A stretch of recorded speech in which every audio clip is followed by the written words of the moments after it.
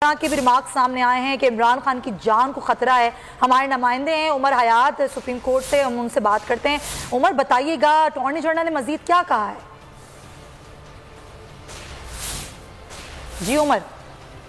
जी बिल्कुल, supreme court में मुल्क में शाहराहों की बंदिश और पुरअमन एहतजाज के हवाले से जो इस्लामाबाद हाई कोर्ट की पटिशन है उस पर जो है वो समाअत जारी थी और उस दौरान जो है वो अटॉर्नी जनरल ने ये कहा कि इंतज़ामिया ने श्रीनगर हाईवे पर तहरीक इंसाफ को जलसा और धरना देने का इजाज़तनामा नहीं दिया और इजाज़तनामा ना देने की दो वजूहात हैं। और एक तो श्रीनगर हाईवे खुला मकाम है, सिक्योरिटी फराम नहीं कर सकते, और इंटेलिजेंस रिपोर्ट्स ये कहती हैं कि इमरान खान की जान को जो है वो ख़तरा है। इंटेलिजेंस रिपोर्ट्स के मुताबिक इमरान खान पर ख़ुदकुश हमला जो है वो हो सकता है। मुल्क की दो बड़ी इंटेलिजेंस एजेंसियों की रिपोर्ट्स के मुताबिक साबिक वज़ीर-ए-आज़म इमरान खान की जान को ख़तरा है और अदालत ने उन इंटेलिजेंस रिपोर्ट्स का जायज़ा लिया जो अटॉर्नी जनरल की जानिब से अदालत में पेश की गई और तहरीक इंसाफ के वकील फैसल चौधरी को तहरीक इंसाफ की मरकज़ी क़यादत के साथ रब्ता करने की हिदायत की गई है सुप्रीम कोर्ट की जानिब से मुतबादिल जगह के लिए,